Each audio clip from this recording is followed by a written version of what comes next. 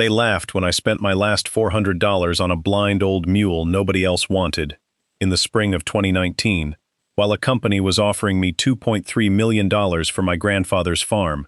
3 years later, that same mule saved every acre of it. If you're watching this from a kitchen table that still smells like your own grandfather's coffee, tell me where you're from, then hit like and subscribe, because you already know what it costs to hold on to land people think you don't deserve. People in Millbrook Valley still bring up that particular year at the co-op, at the feed store, at the county fair, and every time, someone gets the details wrong, so I'll tell it the way it actually happened, start to finish, the way my grandfather would have wanted it written down, plainly, with the numbers exact. The letter from Ashford Resorts and Minerals arrived 9 days after I buried my grandfather, on a gray, humid Tuesday I still remember, down to the smell of rain that never actually fell. $2.3 million, wire transfer available within 30 days, a limestone quarry, and a heritage lodge, already sketched onto 340 acres, that had belonged to my family since 1961. I had 6 months to decide before the offer expired, and 6 months, I would learn, was exactly how long Mr. Caldwell believed grief lasted. The second loop opened the same week, quieter but sharper. Earl Dunmore, who farmed the parcel next to mine, told the feed store clerk that the Whitfield girl would sell within the year because women who inherit land always do. The third loop I didn't see coming at all. It was sitting in a stall behind the old dairy barn, blind in one eye, 16 years old, a mule named Solomon that the county shelter was going to put down because no one would take him.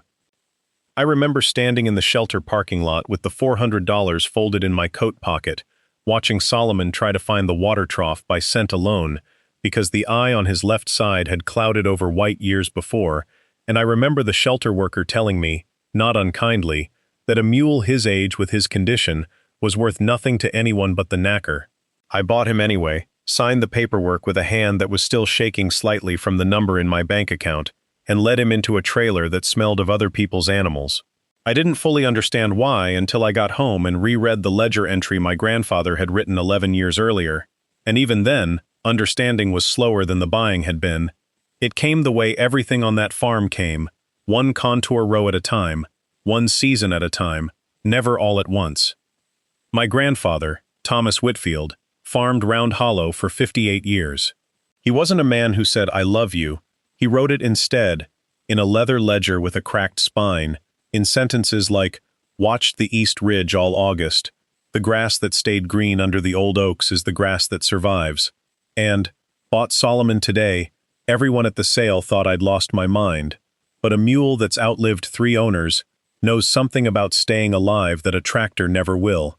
I found that entry 2 weeks after his funeral, dated 11 years before he died, and I didn't understand it yet. I only knew that the diesel smell of his barn still clung to the rafters, that the dirt behind the equipment shed was packed so hard from decades of heavy trucks that nothing grew there at all, and that 340 acres, 40 of them orchard, 60, an apiary of 81 hives, and the rest hay and row crop, were now entirely mine, along with 11 ledgers going back to 1974, and a debt of $41,000 I hadn't known about until the bank called. I'd grown up half summers on that farm, sleeping in the room under the eaves that still had my 6-year-old handwriting penciled onto the closet doorframe, and even so, the valley had a way of treating you as an outsider the moment you tried to run something instead of just visiting it. Neighbors who'd waved at me my whole childhood started speaking to me differently within weeks of the funeral. Slower, louder, the way you'd explain something to a child,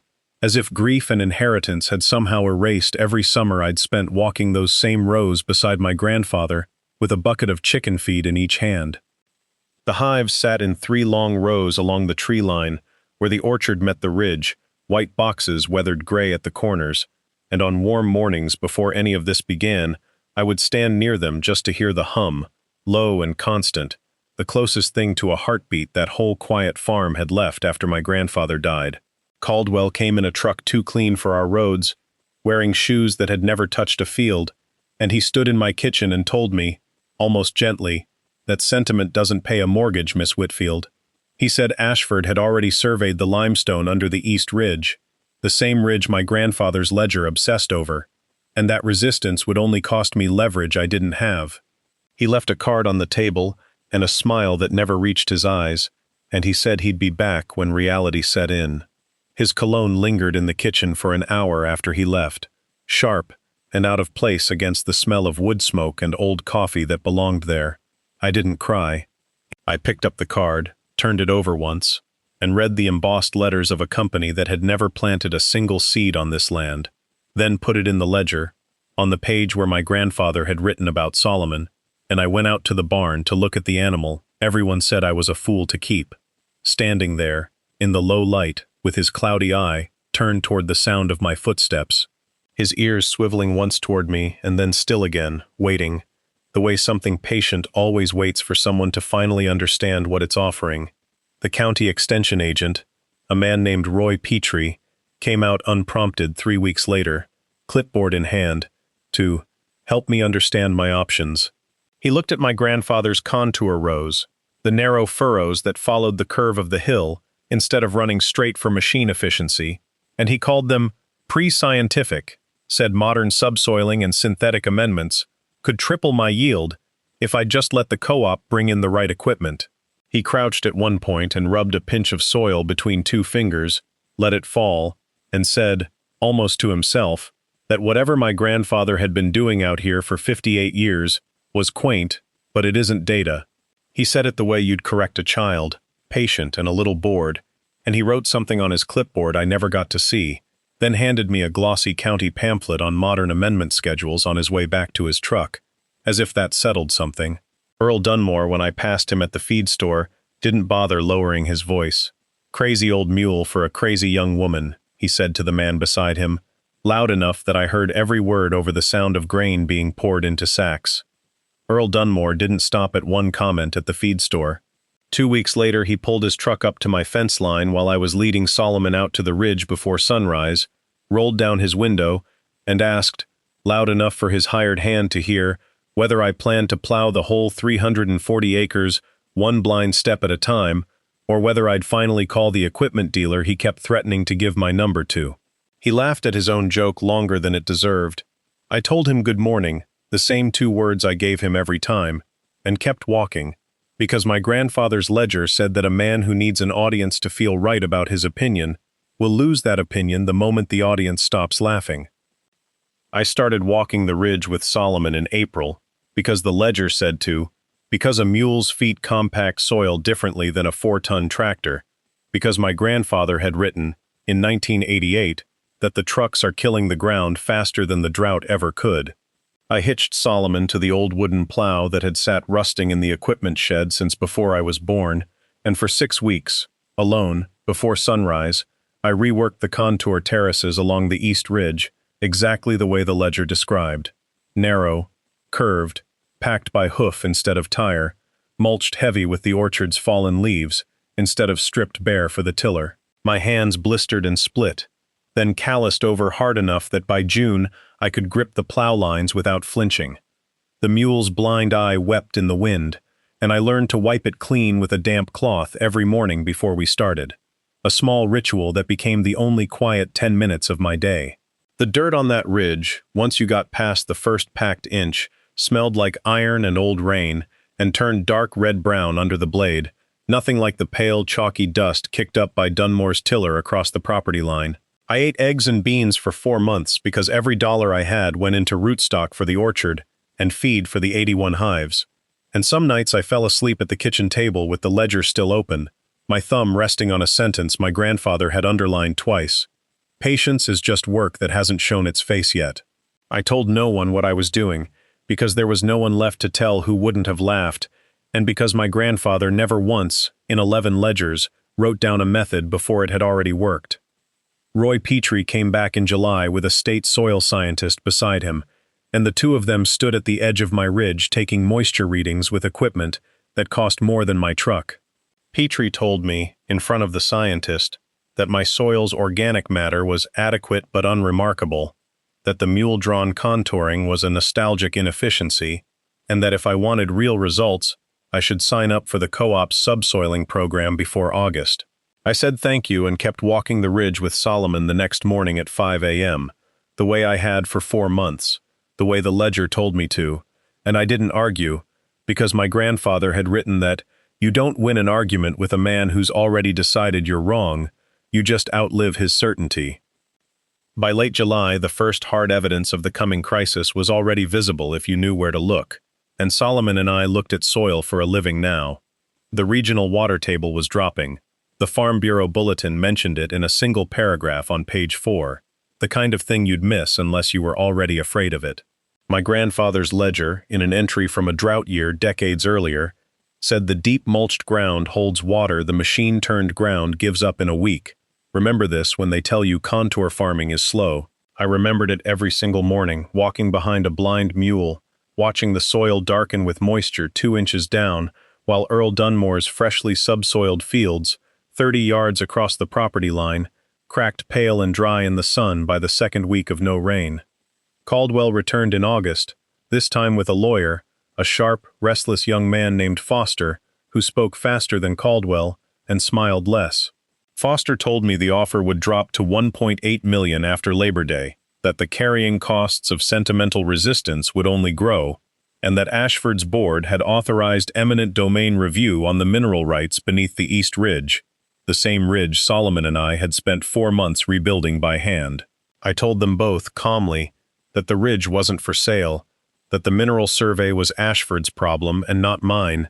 and that I had 81 hives to check before the light went. Caldwell laughed on his way out, not unkindly. The laugh of a man certain time was on his side. Foster left a folder of legal language on the porch rail. I burned it in the wood stove that night, not out of anger, but because I already knew, the way my grandfather had known things, that paper like that only mattered to people who hadn't yet lost something worth more than money.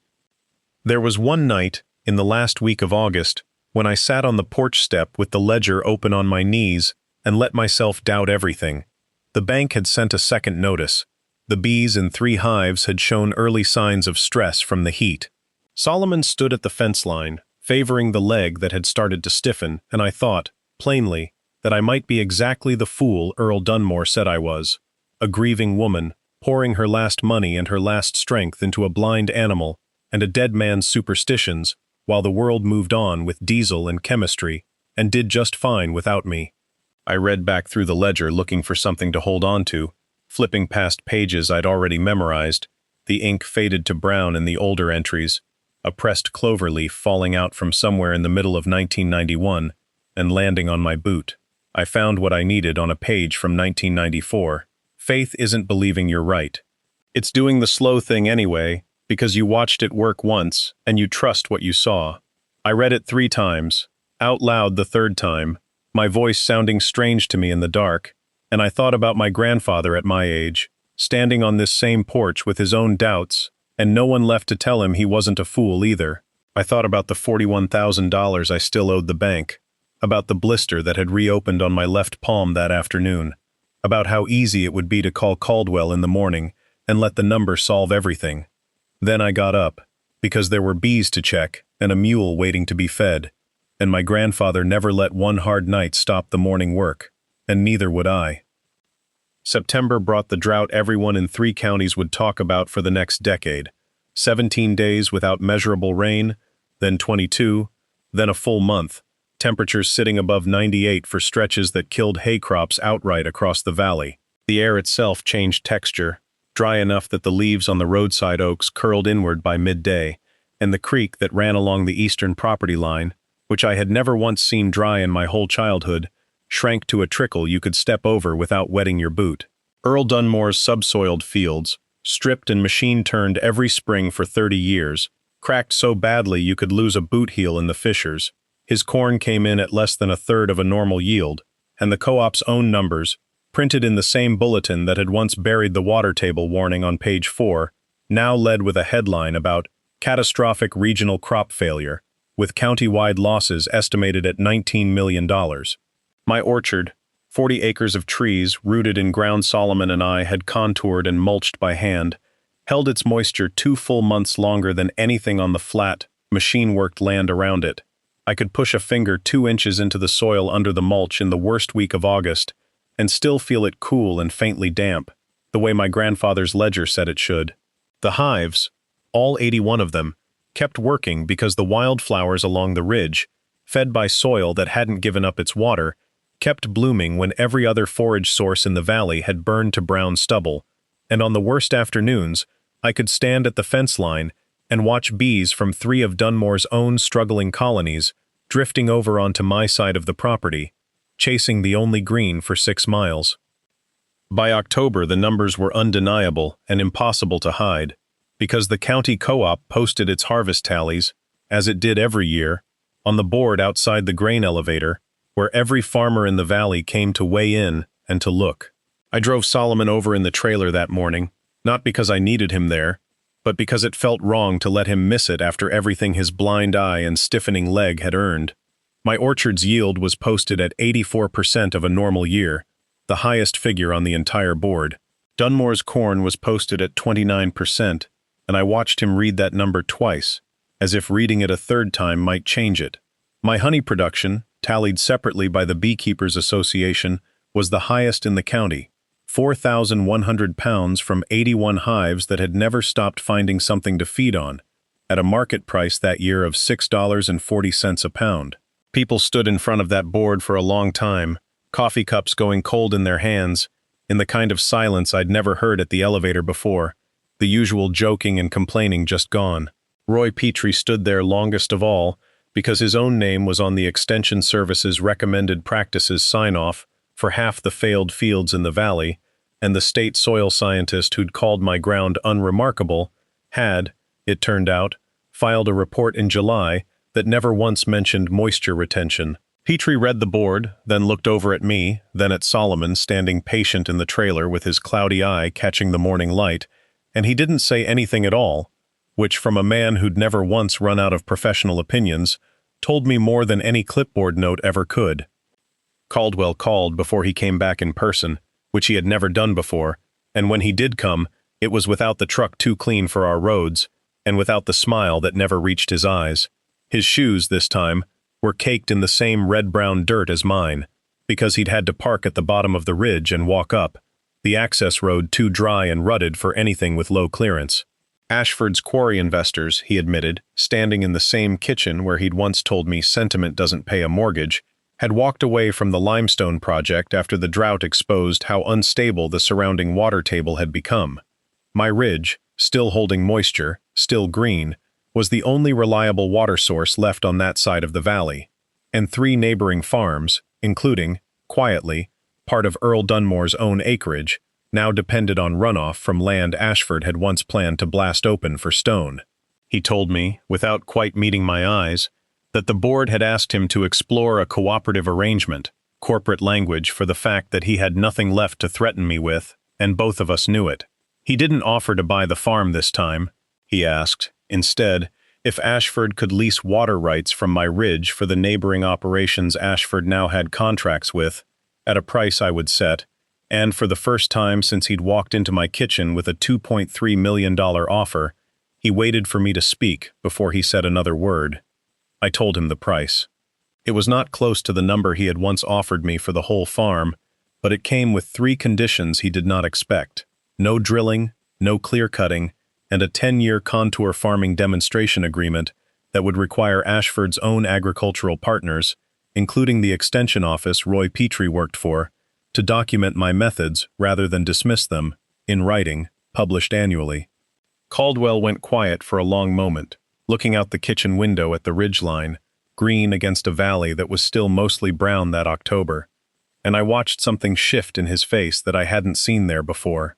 Not defeat exactly, but the particular tiredness of a man who has finally run out of leverage and doesn't quite know what to do with his hands because of it. He signed it standing up, without his lawyer in the room, and Foster, when the paperwork finally came through 2 weeks later, initialed every page without looking me in the eye, his pen moving fast, eager to be done with a contract that had his own employer's name attached to a project that no longer existed.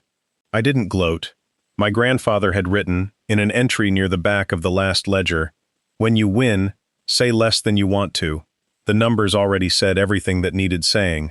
I simply asked Caldwell if he wanted coffee before he drove back, and I meant it, and he said yes, And for 11 minutes at my kitchen table, the same table where he'd once told me sentiment doesn't pay a mortgage, neither of us said anything about money at all.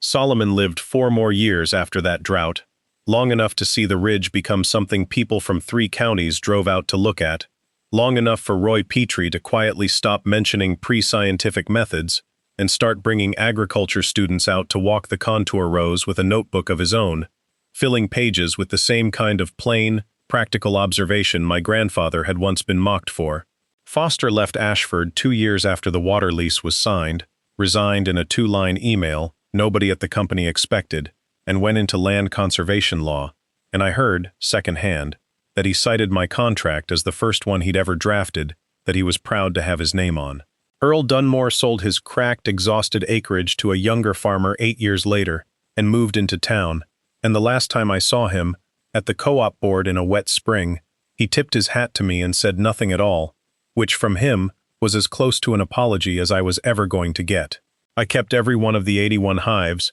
and then 112, and then 140, expanding a few boxes at a time the same slow way I'd learned to do everything else on that ridge, and the honey from that land went on to win a state fair ribbon 4 years running, a small blue rosette I pinned inside the front cover of the newest ledger, right where my grandfather, if he'd lived to see any of it, would have looked first. I never sold a single acre of Round Hollow. I never diluted the method for a faster harvest or a bigger contract, even when 3 separate agribusiness firms offered to license the Whitfield technique for double what the land itself was worth, because my grandfather's ledger, in its very first entry, from 1974, said the slow way only works if you don't get greedy with it halfway through, and because I had watched, with my own eyes, what happened to the people who didn't believe that.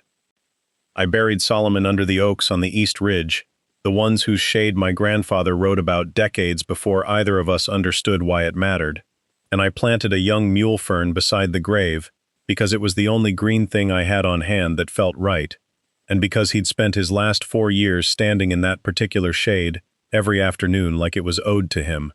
My niece, Della, was 11 that year, and she'd already started following me on the morning rounds in rubber boots 2 sizes too big, asking questions in a notebook of her own, the same cracked spine kind my grandfather used to carry, filling its first pages with things like, "The bees are louder on hot days," and "The mule dirt smells different than the tractor dirt," observations no one had taught her to make, the same way no one had ever quite taught me. 2 decades later, I handed her that ledger, my grandfather's 11 volumes plus my own 19, on the morning she took over the East Ridge Rows herself, and I told her the only thing worth telling, the same way my grandfather would have told it if he'd lived long enough to say it himself,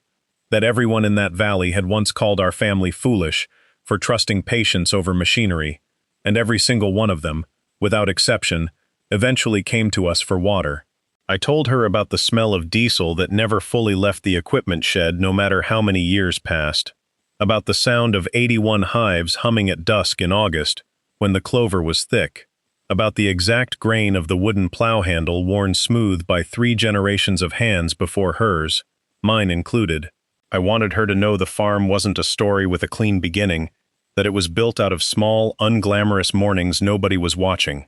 I asked her, the way my grandfather never quite asked me but always meant to, whether she understood yet that the slow thing and the right thing are so often the same thing wearing different clothes. And that's the same question I still ask myself every single morning. I walk that ridge with the sun barely up and the bees still quiet in their boxes, which is exactly why the story of what happened the year after Solomon died, when Ashford came back one final time with an offer that would have tested every promise I ever made, is one I think you need to hear next. You've already sat through this whole story about a mule nobody wanted and a ridge nobody believed in. You've already shown me you're the kind of person who finishes what they start. So go ahead and hit subscribe, because you and I both know you're not leaving before you find out what happened next.